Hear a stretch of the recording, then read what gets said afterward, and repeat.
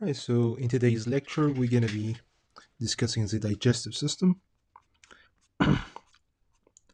Like any organ system, I am formed of organs.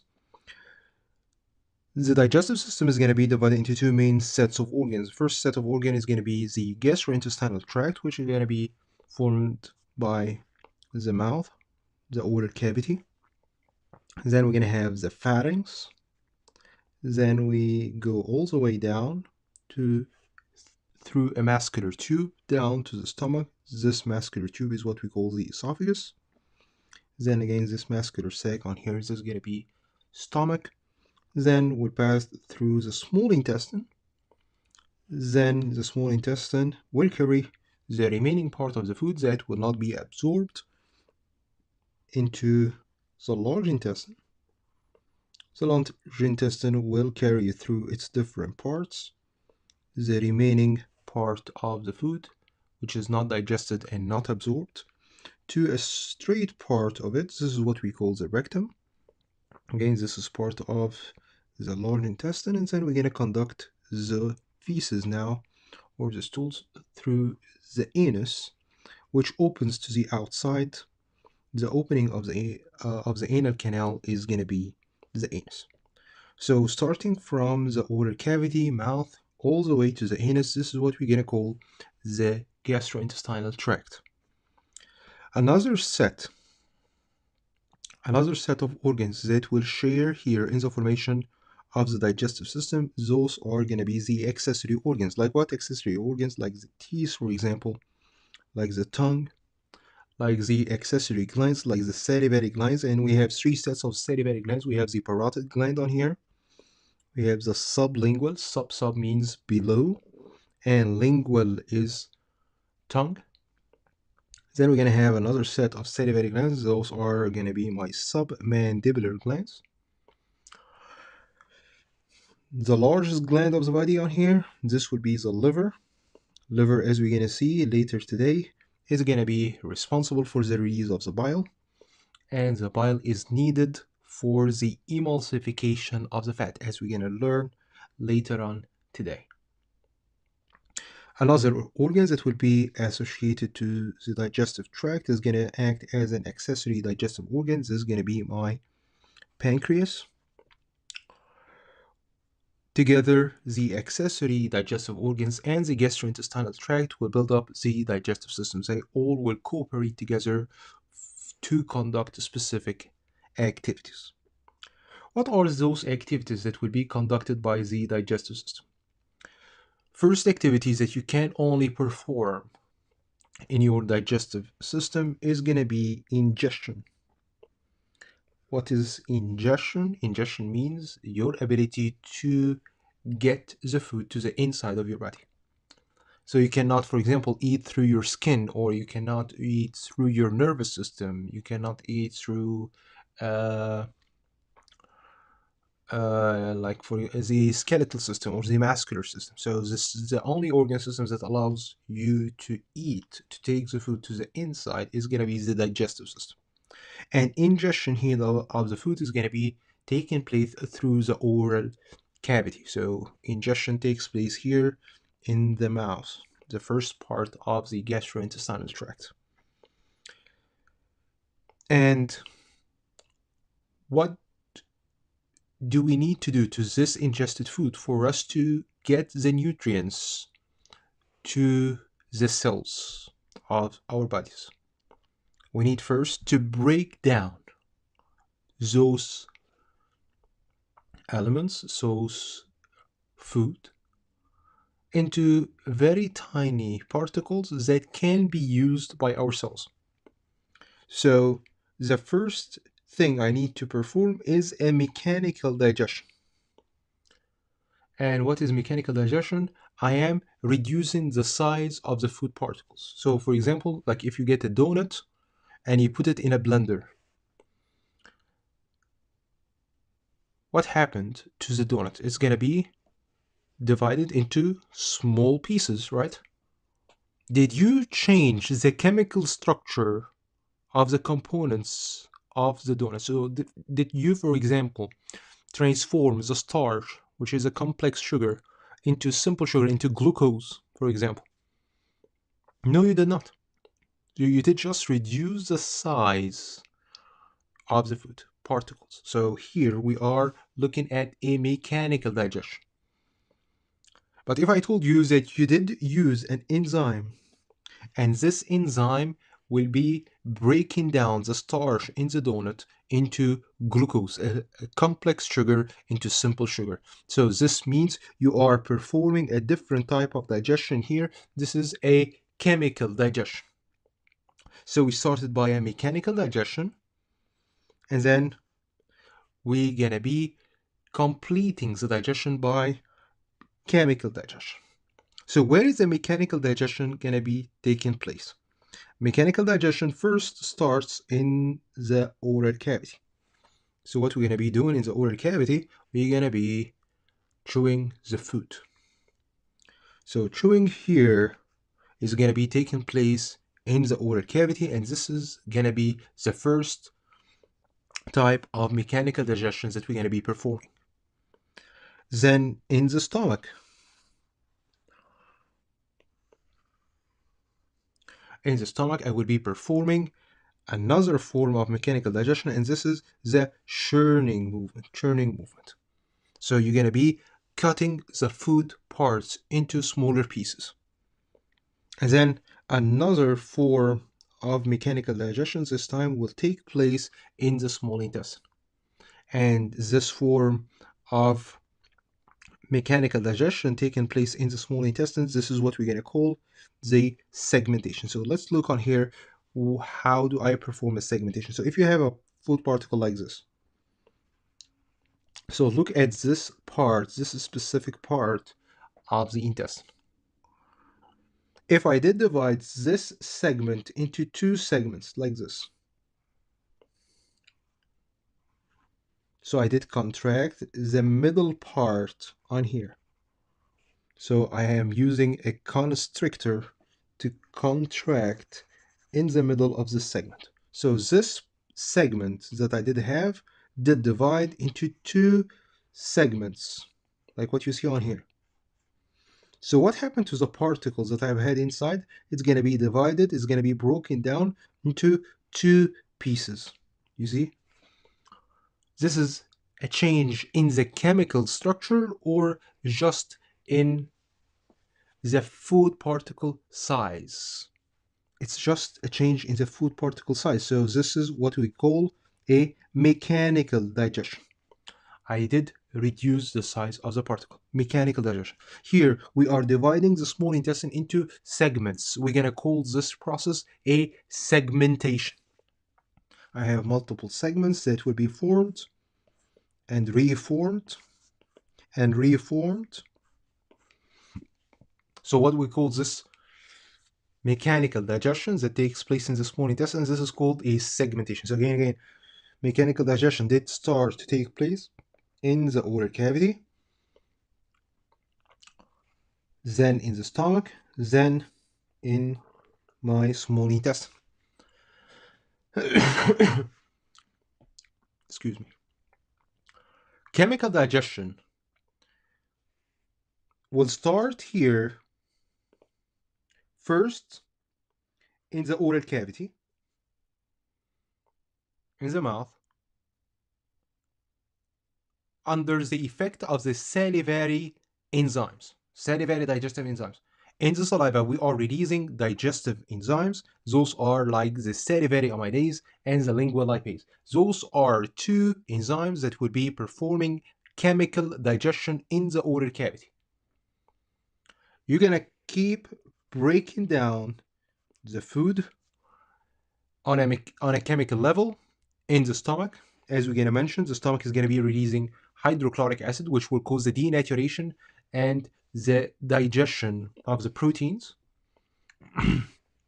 We're going to be performing chemical digestion also in the small intestine. I will be performing the chemical digestion in the small intestine under the effect of the digestive enzymes that I will be receiving from the pancreas. If you see on here, if you go to the previous slide, I'm receiving in the small intestine the enzymes from the pancreas. I will be also receiving the bile from my liver to the small intestine. So you're going to have secretions coming from the liver, coming from the pancreas, as well as the secretions of the small intestine itself. All of this will be responsible for the chemical digestion taking place in the small intestine.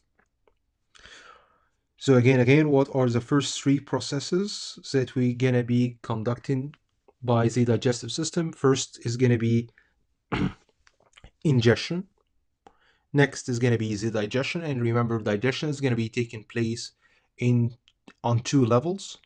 First is the mechanical digestion, and the second is the chemical digestion. The first place where the chemical digestion is going to be taking place is going to be the oral cavity, as well as the mechanical digestion. What's going to happen after you break down? I did break down on a mechanical level. I did break down on a chemical level. Now I've got the small nutrients that I'm able to use by myself. What I will need to do for those nutrients, which are now located in my small intestine. So you've got the nutrients that you want in here, let's say glucose. What you're going to do with this glucose that you've got in your small intestine, you need to absorb it. So the next activity of the digestive system is going to be absorption. I need to be able to get the nutrients from the intestines to my blood and lymphatic vessels. Where is the absorption going to be taking place? Absorption mainly going to be taking place in your small intestine, but part of the absorption also going to be taking place in the large intestine. As we're going to learn why part of the absorption takes place in the large intestine, because I need first fluids to facilitate the movement of the stools. Try to imagine that you are not releasing enough water with the stools. What's going to happen? You're going to have constipation. You will develop fecal stones. It's going to be so difficult for you to release the feces to the outside. What we're going to be doing for the part of the foods that we were not able to absorb or digest, this part of the food is going to be released to the outside, and the process here is what we're going to call defecation, and this will be our next function on here. In order for me to allow the movement all the way from the oral cavity to the pharynx, down to the esophagus, and then to allow its movement through the stomach, small intestine, and then large intestine to the anus, to the outside, I need a type of movement here that we're going to be allowing. This is called the propulsion. And the propulsion is a process by which we're going to be moving the food along the gastrointestinal tract. We start first from the oral cavity to move the food down to my pharynx, and then from the pharynx to the esophagus. This process is what we call the deglutition or swallowing. As I move along the esophagus, through the stomach, and then through the small intestine and large intestine, I will be allowing the movement to take place here by peristalsis. And the peristalsis is another type of gastrointestinal tract motility. You see on here, you contract the longitudinal muscle layer on here, and by this contraction, you're going to be allowing the movement of the food through the gastrointestinal tract. The peritoneum is the membrane that surrounds my abdominal organs on here, and like any serous membrane, the peritoneum will have two layers. I have a visceral layer and a parietal layer. If you remember, visceral layer of the serous membranes, those are going to be covering the external surface of the organ, and the parietal layer of the peritoneum, this will be lining the body wall. The peritoneal cavity is going to be the space between the two layers of the peritoneum. All right, and this contains fluids that will allow the lubrication between the mobile organs. So whenever I have movement of the stomach, why I don't have like any irritation between the stomach and the small intestine? Because simply I am having some fluid between the two organs. I don't have any irritation because I have a lubricant between those organs, which is going to be located in the cavity between the two layers of the peritoneum, in the peritoneal cavity. You see on here, the peritoneum is not covering one organ. It's covering the multiple organs located in the abdominal cavity, and this is why you're gonna find some connections here between the organs, as well as between the organs and the different sides of the abdominal wall. And those connections here formed by the visceral layer and the parietal layer of the peritoneum, those are gonna be my mesenteries. If you see on here, I have dorsal mesentery and I have ventral mesentery, and those are actually gonna be responsible to keep the organs in their location inside the abdominal cavity. Having a cut section in the wall of any part of the gastrointestinal tract, this is gonna be the general structure that I will be able to find in the wall of the gastrointestinal tract. So I have the first layer on the inside of the gastrointestinal tract. This is what we're going to call the mucosa. And the mucosa on here, this is the deepest layer. And as you see, the very first layer of the mucosa, this is going to be my epithelium. If you remember, what type of epithelium was lining my gastrointestinal tract all the way from the stomach to the anus? We did have simple columnar non-ciliated epithelium. And what should be located underneath my epithelial lining? Any epithelium, as it's going to be avascular, it needs to be supported. And if you remember, what supports the epithelium is going to be connective tissue. And the type of connective tissue that's going to have blood vessels and large spaces between the connective tissue fibers, this is my areolar connective tissue. So we're going to see a layer of areolar connective tissue underneath the epithelial lining. This layer is what we're going to call the lamina propria. Underneath the lamina propria, I will see a thin layer of muscles. I'm still located in the mucosa. This thin layer of muscles, this is my muscularis mucosae. The muscle muscularis of the mucosa, my mucosae. All right, so again, my mucosa is going to be formed of three layers: my epithelium, the lamina propria, and the muscularis mucosae. Just below my mucosa lining of the gastrointestinal tract, we're going to have a layer which is my layer below the mucosa, so we're going to call it submucosal layer. Submucosal layer. All right, so we're going to have mucosa, then we're going to have the submucosa, and then to the outside of the submucosa, we're going to have another layer. This is my musculosa or muscularis externa. So again, from inside out, we start with mucosa. Then we're going to have the submucosa. Next is going to be the muscularis externa. And finally, another layer of connective tissue and covered by epithelium from outside. This forms the outermost covering of the gastrointestinal tube. This is called my serosa. So again, four layers that will form the different parts of the gastrointestinal tube. We're going to have to the inside, the mucosa. Next is going to be submucosa, and then muscularis externa, and to the outside, this will be my serose. Moving on to the first part of the gastrointestinal tract, and this is going to be the mouth or the oral cavity. The oral cavity is going to be bounded by the lips, cheeks on the sides, the palate, hard and soft palates above, and the tongue below. The oral orifice is going to be the anterior opening that will allow you to get the food to the inside of the oral cavity.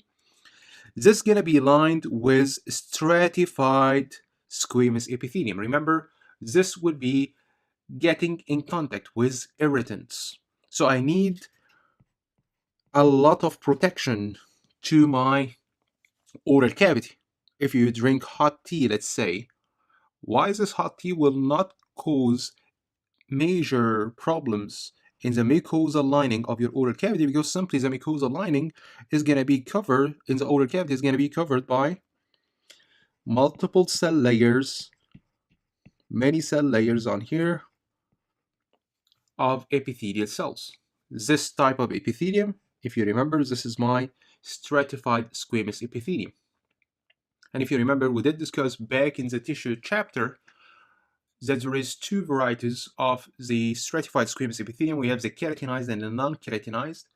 Keratinized stratified squamous epithelium is a type of epithelium that we did find in the epidermis of the skin, compared to the non-keratinized stratified squamous epithelium. This is the type of epithelium that we found in the oral cavity, in the vagina, and in the pharynx.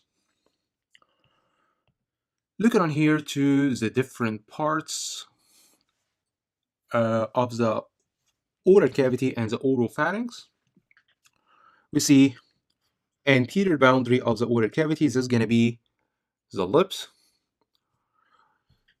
The superior boundary, this is going to be formed by the hard palate and the soft palate.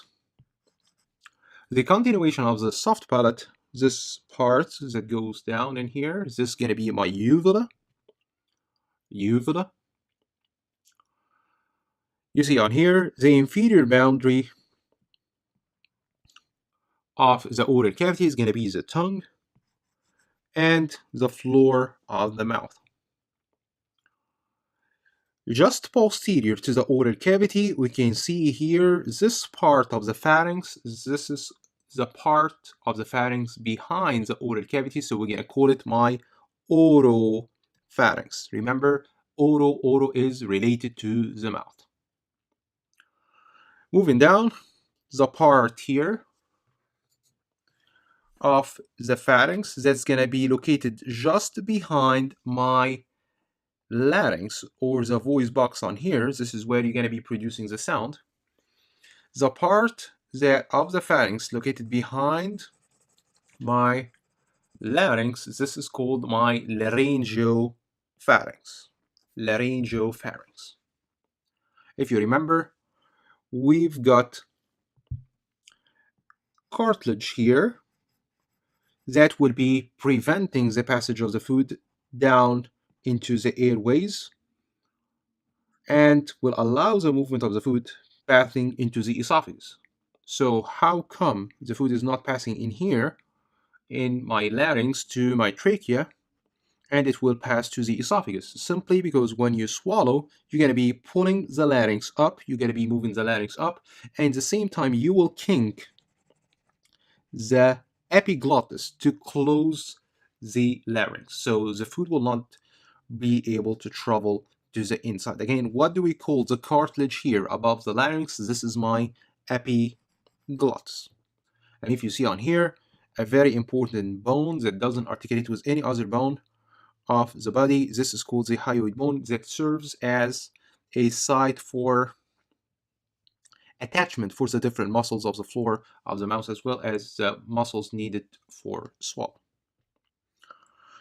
If you see on here, on this diagram, we can see multiple tonsils. So we're going to have the tonsil related to the palate, and this is going to be my palatine tonsil. We can see a tonsil that would be located in the dorsal aspect of the tongue. This is going to be my lingual tonsil. So important structures on here also that we're going to need to identify are going to be the cartilages of the larynx. If you see on here, this is my thyroid cartilage. This would be the epiglottis. Also, we need to identify, to make sure to know here, this muscular tube that allows the movement of the food down from the pharynx down to the stomach. This is going to be my esophagus, and the tube that will be conducting the air down from the larynx, this will be my trachea.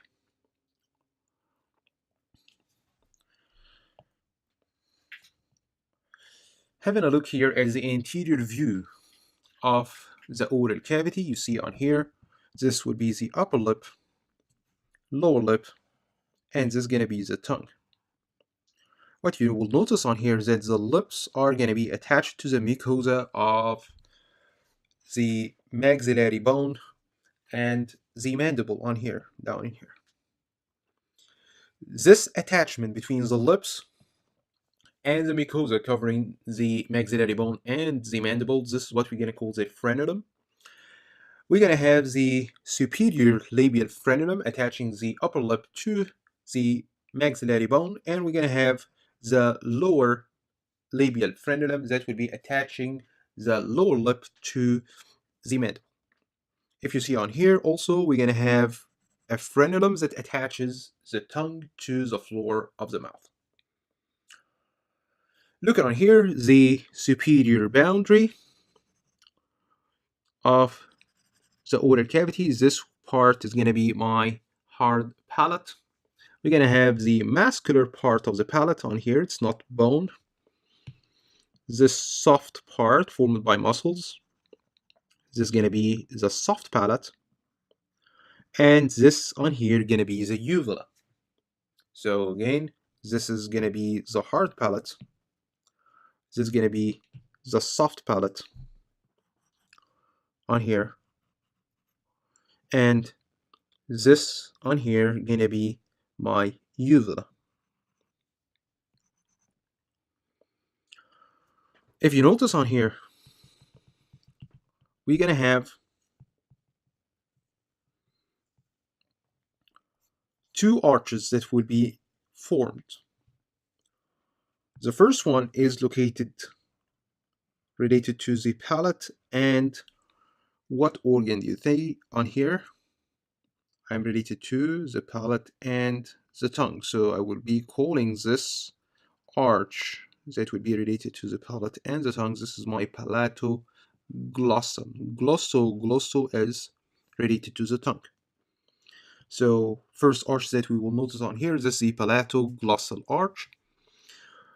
Another arch that I will notice on here is going to be the palatopharyngeal arch.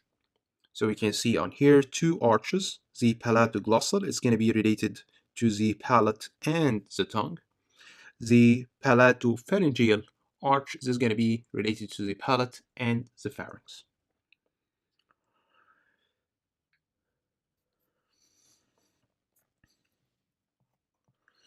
Alright, so let's check this question on here. What do you think is going to be the chemical digestion initiation site? Where do you start the chemical digestion? Is it in your mouth, in your stomach, your small intestine, your large intestine? What do you think? It's going to be, yes, exactly. It's going to be in the oral cavity, in the mouth. And remember, the mouth here is a site where you're going to be releasing the salivary secretions, the saliva. Remember, in the saliva, we are releasing digestive enzymes, as we're going to be discussing in details in a second.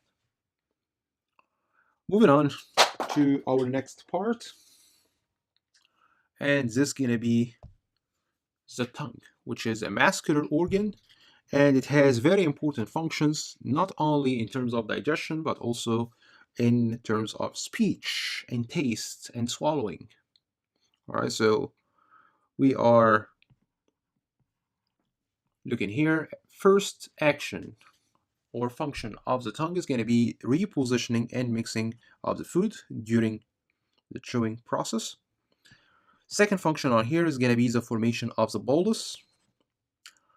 Third function is going to be the initiation of swallowing. You initiate the swallowing, as well as speech and taste.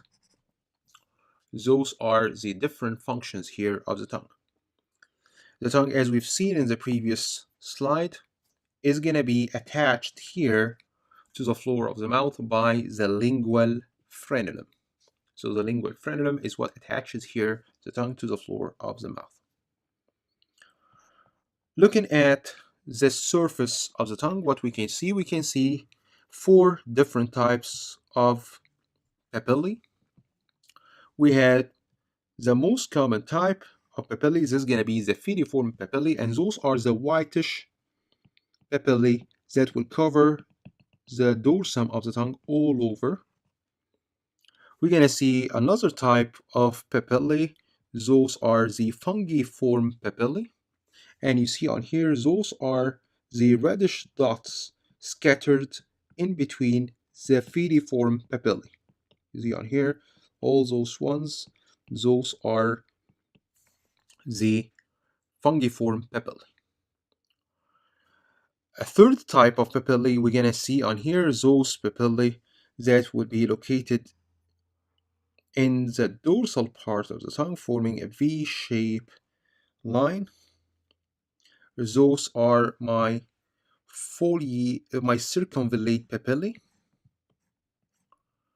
And on the sides of the tongue, in the posterior 1/3 of the tongue, you see on here, we're going to have the foliate papillae.